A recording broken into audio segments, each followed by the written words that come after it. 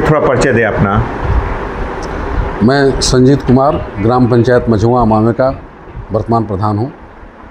प्रधान जी, देखा जाए तो ग्राम सभा में जो विकास होता है उसके ऊपर बहुत सारे प्रश्न चिन्ह लग जाते हैं कि मानक के अनुरूप नहीं हुआ है। कई जगह कंप्लेन भी पड़ते हैं, बहुत सारे विरोधी भी खड़े हो जाते हैं।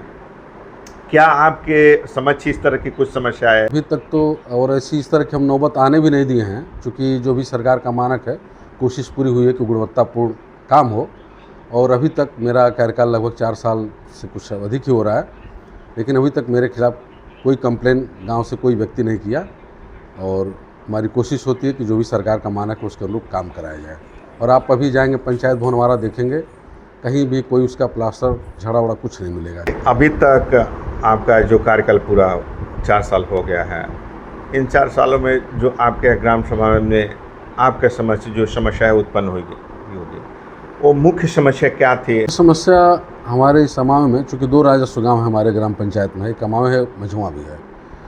तो अमामे में नाली की समस्या थी। जो मेन गांव होता है, जो बड़ा होता है, तो उस गांव में नाली का पानी निकास के लिए कहीं कोई रास्ता नहीं बन पा रहा था।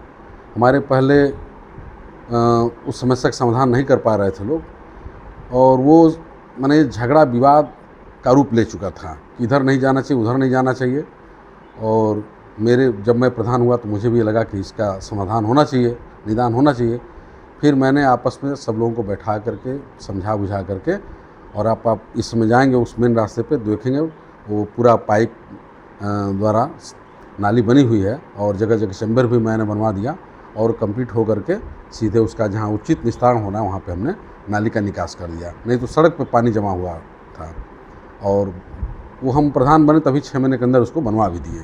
तो रास्ते का मामला है मझुआ में, तो वहाँ चूँकि 2 गरीब लोगों का एक मजरा है और रास्ता नहीं है उन लोगों के आने जाने के लिए। तो मुझे लगा कि भाई आज के डेट में रास्ता और नाली के लेकर कहीं विवाद होता है और सबको रास्ता मिलना चाहिए।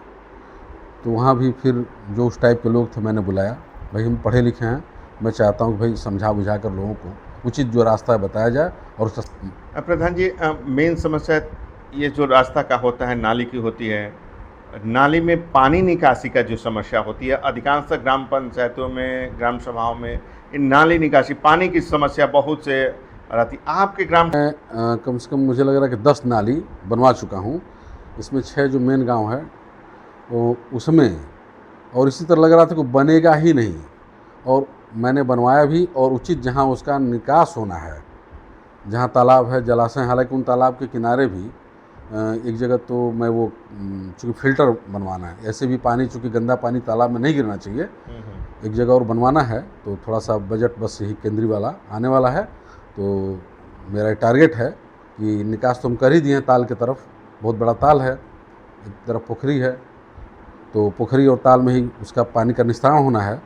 तो वो जहाँ पानी गिरने वाला है वहाँ पर एक फ़िल्टर बना दिया कि पानी छन करके शुद्ध होकर के पानी जाए, कि वो जो तालाब का पानी है उससे पशु या मछली उछली पालन किया जाए तो नुकसान न पहुँचे। आप कुछ सरकार से डिमांड करना चाहते हैं? अच्छा आपने सवाल उठाया। और मेरे ग्राम पंचायत में एक बहुत बड़ा फील्ड है, खेल मैदान के नाम से, करीब 3 बीघा, लगभग 28 मंडा वो खेल का मैदान है। और उसमें हम चाह रहे थे कि उस तरह का फील्ड, मुझे लगता है कि इधर मेरे एरिया में 10 गांव के बीच में कहीं है नहीं, और उसको हम एक मिनी स्टेडियम का रूप देना चाहते हैं, जिससे युवाओं को दौड़ने का, खेलने का, अपने प्रतिभा को निखारने का एक मौका मिले, कि वो चाहे सेना में, पुलिस में जा कर के देश सेवा कर सकें। तो हम मिनी स्टेडियम के रूप में हम चाहते हैं। चूँकि ग्राम पंचायत में बजट कम होती है और छोटी ग्राम पंचायत है, उतना बजट नहीं आ पाता है। कुछ हम नरेगा का भी काम अच्छा खासा कराए हैं, तो उससे कुछ मिल जाता। और फिर अगर सरकार अगर उसमें कुछ सहयोग कर देती तो हम चाह रहे थे कि मिनी स्टेडियम बन जाता, बहुत बड़ा एक काम हो जाता, कि अगल बगल 10 गाँव के जो युवा हैं वो लाभान्वित होते हैं। आप अपने ग्राम सभा को किस रूप में देखना चाहते हैं? ग्राम पंचायत हम एक मॉडल के रूप में देखना चाहते हैं। मेरा एक सपना है कि आदर्श गांव हो, और इस समय गवर्नमेंट की जो 9 थीमें हैं, किन थीम के आधार पर गांव का विकास होना चाहिए, तो हमारी भी सोच है कि आत्मनिर्भर गांव हो, इस क्षेत्र में कुछ काम किया जाए, कुछ किया भी हो और कुछ करना बाकी है उसमें, कि आत्मनिर्भर गांव बने और महिलाओं को, बच्चों को उचित सम्मान मिले। इस थीम पर हो कि यहाँ की जो महिलाएं हैं उनको रोज़गार मिले। सभी देखिए, सरकार बढ़िया प्रयास करे कि समूह का गठन करा करके उनको रियायती दर पे लोन दिया जा रहा है कि अपना कोई ना कोई छोटा मोटा उद्योग लगाएं और उससे अपना आत्मनिर्भर बने, अपने जीविकोपार्जन की समस्या का समाधान खुद कर सकें। लेकिन समस्या क्या हो जाती है कि जो प्रोडक्ट है, अगर कुछ वो निर्माण तो कर सकती है, उनको ट्रेनिंग दे करके निर्माण कराया जा सकता है, लेकिन सेलिंग की समस्या है और इस समस्या का समाधान सरकार को करना चाहिए। मेरी मांग है सरकार से, मैं निवेदन करता हूँ कि इस तरफ ध्यान दिया जाए कि सबसे बड़ी चीज़ कि मार्केट में कैसे अपने प्रोडक्ट को सेल करें, क्योंकि महिलाएं हैं, समस्याएं हैं उनके सामने। अगर इस तरह का कुछ एक लेवल बन जाता है यहाँ पे कि हाँ, एक लेवल लग जाए कि हाँ, इस समूह का जो प्रोडक्ट है इसको मार्केट में ये लोग प्राथमिकता के तौर पर खरीदें, कुछ उसकी एजेंसी जगह जगह बन जाती और उसके द्वारा सेल होता, तो ये महिलाएं निश्चित रूप से, उनके पास हुनर है, कला है और वो बहुत कुछ अच्छा प्रोडक्ट बना करके बाज़ार में उचित दाम पे अपने उत्पाद को बेच करके अपने जीविकोपार्जन की समस्या का समाधान कर लें और इससे घर घर को एक रोज़गार मिल जाएगा और वो महिलाएं खुद आत्मनिर्भर बन जाएंगी, अपने बच्चे की शिक्षा दीक्षा भी करा सकेंगे, अपना भी खर्च वर्च चला सकेंगे और उनका जो फालतू समय है वो उसका सदुपयोग भी होगा।